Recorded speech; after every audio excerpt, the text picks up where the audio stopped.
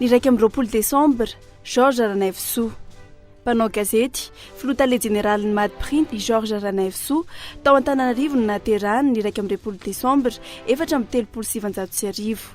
Ny antra tany Paris tao amin'ny faculté de droit sy tao amin'ny école pratique des hautes études Sorbonne, tao amin'ny agence de presse de l'Union française no nanomboan'ny asa fanaovan-gazety, avy eo tao amin'ny Le Parisien libéré. Rehefa niverina teto an-tanindrazana izy ny taona 570 dia niasa tao amin'ny gazety malagasy Telegraphe, teo anelanelan'ny taona 570 sy ny 570 nanoratra tao amin'ny gazety malagasy vaovao sy ny gazety malagasy. Tale generaly Madprint izay orinasa misahana ny fanaovana print ny taona 570 hatramin'ny 2070. Lasa filoha tale generaly avy eo. Namoaka ny gazety boky Revue de l'Océan Indien ny taona 770. Ankoatra ny asa fanaovan-gazety dia fantatra ihany koa ity olo malaza iray ity teo amin'ny fiarovana ny orinasa malagasy.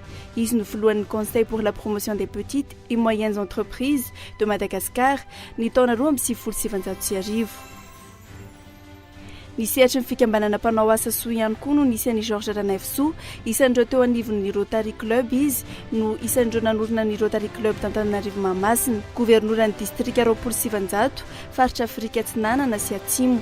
Maro boninahitra maro no nisalorany olo malaza iray ity, ka isan'ireny ny Polaris Fellow du Rotary Club International. Ny taona 770, Chevalier de l'Ordre du Mérite de Madagascar. Ny taona 770, Chevalier de l'Ordre français des Arts et des Lettres. Ny taona 770, Chevalier de la Légion d'honneur. Ny taona 770 ary ny Commandeur de l'Ordre national. Ny taona 770. 2 Desambra, 577, naterahan'ny boky mena sy ny lalam-pandrena ary ny fidianana an'Andriamatoa Didier Ratsiraka ho filohan'ny Repoblika Demokratika Malagasy.